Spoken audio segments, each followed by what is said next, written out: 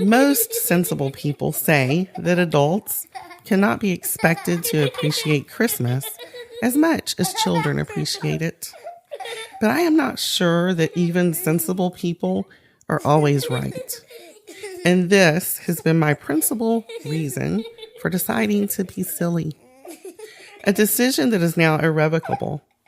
It may be because I am silly, but I rather think that relative to the rest of the year, I enjoy Christmas more than I did when I was a child. G.K. Chesterton, 1913. This quote from G.K. Chesterton really resonates with me so much because, you see, I love Christmas.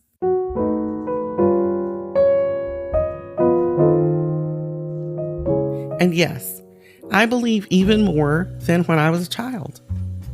I mean, I love everything about it. I love the tinsel and garland, the Christmas music, which starts playing on November 1st in my car. And oh my goodness, the movies. We watch a Christmas movie every night for weeks. And on some nights, even two. We have classic movies, enjoyed year after year. And Hallmark movies, of course, to help fill in the gaps. Stories of Christmas. Stories of hope, faith, love, and joy. All the feels. I have the busy streets that I love. The crowded shopping mall parking lots. And even the stores that are picked over and have long lines. It really is the epitome of the more the merrier.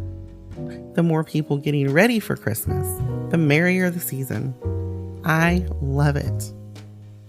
But there is the other side that I love even more, perhaps. My childhood was filled with shopping, presents, the smells of Christmas coming from the kitchen, Santa and his reindeer. But for those who know a little about my story, you will know that I was born into the home of a Baptist minister. So Christmas was also filled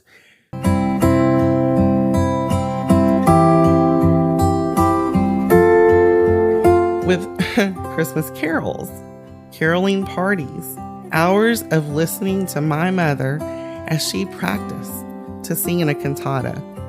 You know, I wonder if anyone would even know what that is anymore. And of course, Handel's Messiah with the church choir. There were children's plays and church productions spotlighting the babe in the manger, the true meaning of Christmas. After all, the story of the Christ child has been called the greatest story ever told. My favorite Christmas things list can truly make us all feel like Christmas is wonderful. We are reminded at every turn how wonderful Christmas is. It's a Wonderful Life, one of my favorite Christmas movies of all time. It's the most wonderful time of year, a true favorite on my playlist. The Old Christmas Carol, I Wonder as I Wander, and the carol lines that talk about the Star of Wonder. Everywhere we turn, someone reminding us how wonderful Christmas is.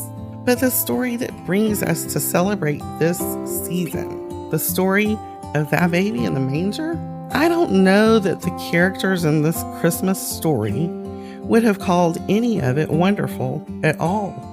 I mean, let's consider this honestly for a moment. The story opens with Mary, a young girl, engaged to be married, and quite out of the blue, she has an incredible story to share with her parents. She's going to conceive a child, not because she has known a man, but because she was visited and told this by an angel. This is not wonderful news to these parents. Not only would she have been shamed, her family dishonored, and she herself likely sent away, well, which did come later, she was risking being deemed crazy. Who makes up this kind of story and blames it on an angel? Then there's Joseph. I'm sure feeling betrayed, raised eyebrows and side glances whenever he meets someone on the street, each one waiting to see him put her away and break the engagement. Joseph has to be so hurt and confused. And even when the angel appeared to him to explain how this story would go, I don't know if wonderful is a word he would have used to describe how he felt in those moments. So Joseph didn't do what everyone in their culture expected of him. He decided to stay with Mary and believe. It is probably close to impossible for us to understand the brevity of that decision in our society today. But it is truly inspiring to know they had the faith to believe and trust that this would all work out. The journey by donkey to Bethlehem. 9 months pregnant. Come on, ladies. We would not consider this a wonderful experience. And the tired and weary travelers who could not even find a place to stay. So they landed in the stalls with the animals. And Joseph, he likely had to deliver that baby on his own.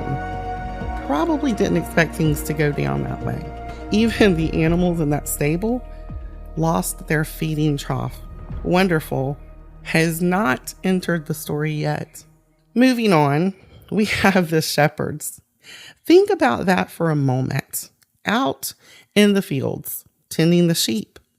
Regular night with the same stars, same moon. No light pollution to ruin the mood.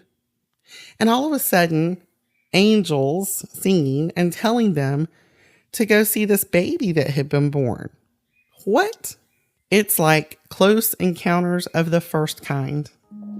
Pretty crazy. Incredibly terrifying, maybe. But wonderful? Maybe not yet. So far, we have here the story of an engagement derailed, a wedding delayed, an unexpected pregnancy, a tumultuous journey at the end of that pregnancy that ends up with a baby born in the animal stalls because, of course, during the recording of the census, there was literally nowhere for them to stay in Bethlehem. Top off the night with shepherds seeing the night sky lit up with angels telling them to go see this baby who has been born. Why this baby had such a spectacular announcement, I'm sure they didn't understand. A pretty incredible night. But we know this story doesn't stop on the night of the baby's birth. No, this story continues for years. Enter the wise men, who show up a couple of years later to see the toddler Jesus. They bring gifts and everything to honor him. They've watched the stars, following a truly unique star to find this baby. But they also have a message from Herod, the king, who is seeking to find this child and also honor him. No, Herod wants to kill him. So as Mary and Joseph are packing their family up to run and hide from Herod for the next few years, wonderful probably wasn't the word dancing on the tip of their tongues. As stories go, this was all pretty rough, as a matter of fact. Not the way things would be going at all if this were a normal birth story. You could say that none of this happened by the book, so to speak. But thank goodness for that. The fact that the hope of the world, the Christ child, seemed to have everything going against him, and still nothing could thwart his coming and his fulfilling his purpose to be the Savior of the world. That, my friends, is what makes Christmas so wonderful. The fact that we have reason to be celebrating that birth thousands of years later, that's what should make all of us full of wonder. So as you and your family and friends celebrate these next few days, contemplate this story. Share it with those who may not know it so well. I mean, I'm sure there are others out there who, like myself, have had to stop at some point and ask, what makes Christmas so wonderful? I hope you and your family will find wonder as you celebrate the coming of the Christ child. This truly is the most wonderful time of the year. Merry Christmas.